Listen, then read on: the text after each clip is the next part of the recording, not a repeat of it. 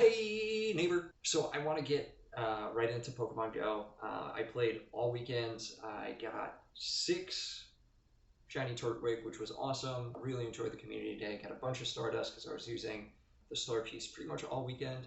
Apparently I have like 70 star pieces that I never used, which is kind of ridiculous, but hopefully I can use a few of those this weekend. And I'm off to a great start in Unova. I was able to get 6 Pokemon so far: Lillipup, Purloin, Patrat, Blitzel, Clink, and Pidove. I think that's all of them. But yeah, no, I'm really excited for Gen 5 in Pokemon Go. It's kind of great so far. I've been able to get pretty much all of the Pokemon that you can get, like encounters, except for like the what's Heatmore we can get in terms of like the regionals, and then also Panpour.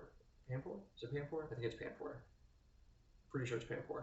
Except for like the 10k eggs, like the Dino, and I haven't gotten the starters yet. I saw a Tepig and a Snivy on the nearby today while I was at work, but it's normally pretty frowned upon to leave work just to catch a Tepig.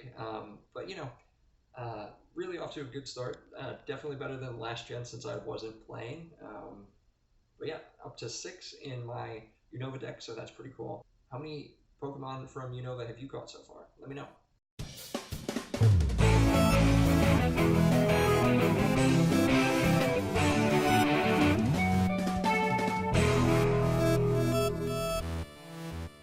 So, want to get right into your question of the day.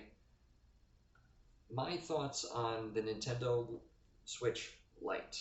So, like you pointed out, I do have a 2DS, and I really like my 2DS because I wasn't really interested in the gimmick of 3D on a handheld. It kind of messes with my head. It gives me headaches sometimes. So, not really interested in 3D, especially like not great 3D.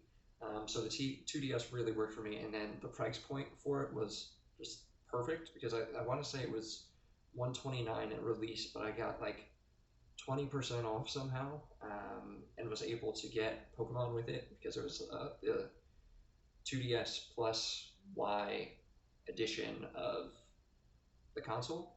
So I spent like $100 and I got the 2DS, the console, and then I got Pokemon, which was really the only game that I was going to play on it. So I definitely liked the kind of the reduction in price from where the 3DS was at the time. I want to say it was like 250 or 300 for the 3DS XL, which just didn't make sense because it's like console price. That's what we're paying for a Switch right now.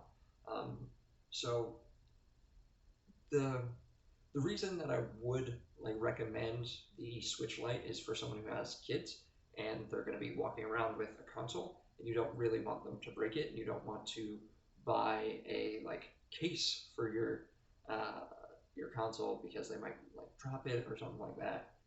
Like the last thing you want is for them to lose one of the controllers, and then you have 2/3 of a Switch. But the price point of $200, where the Switch is like 250 to 300, I mean, it doesn't save you much money. Maybe if it was like 150, 175, that would be a little bit more realistic. But at 200, you're paying basically the entire price if you're including tax. So I don't know. I don't know that I can recommend it unless you're buying it for a kid and you don't want them to break it, so then you don't spend $500 because you have to get a second one. But really, that's the only reason I would think someone would get it. The Call of Duty Modern Warfare beta is coming out for Xbox One this weekend. I believe it's coming out Thursday or Friday.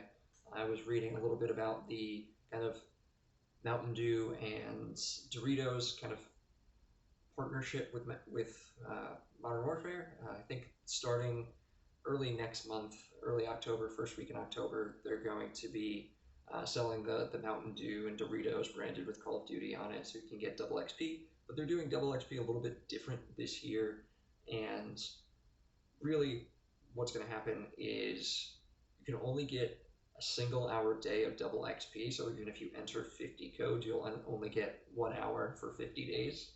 So I mean, it's kind of good because you're going to get the double XP and you're still going to buy the product. I mean, I'm definitely going to buy a bunch of Mountain Dew Code Red and probably some Doritos bags. But the one thing that they're really trying to push, I'm guessing, is the game fuel, the Mountain Dew in a can. because you're actually going to be able to get a skin for your character if you buy game fuel. So that's cool, I guess. Most of the game fuel flavors are pretty good, so can't really complain there. And then one other thing that I was reading up on was during the beta, if you're able to get to level 10 with your character, you're actually going to get a blueprint, which is like a modification of the gun. I think it's one of the shotguns. And like the only way to get this modification, unless you like level up the gun and get all the attachments that go into it, the only way you're going to be able to get it is through this blueprint. So that's pretty cool. I'm really interested in like the gunsmith kind of option, or the gun bench, or whatever it's called, where you can like add up to 5 attachments to each gun and like take parts off if you want to make an AK-47, an AK-74U, where it's more of a submachine gun. That's pretty cool. But like the fact that not everyone's going to be running the same gun set up the same way is really what's interesting to me. So we'll see how that works. With Call of Duty coming out kind of like right around the corner, it's early next month, I believe, what's going to be the most kind of enticing thing for you other than the ability to play with friends? And what are your thoughts on Call of Duty Modern Warfare so far? Let me know. Thanks so much for making it to the end of the video. Make sure to hit that like, share, and subscribe button. You can follow me on Twitter at 90sguykev. You can follow Tom on Twitter at 90sguytom. You can follow both of us on Instagram at the 90sguys. Remember to check back in every weekday for a new episode of the 90s vlog. And with that, I'll catch you tomorrow, Tom.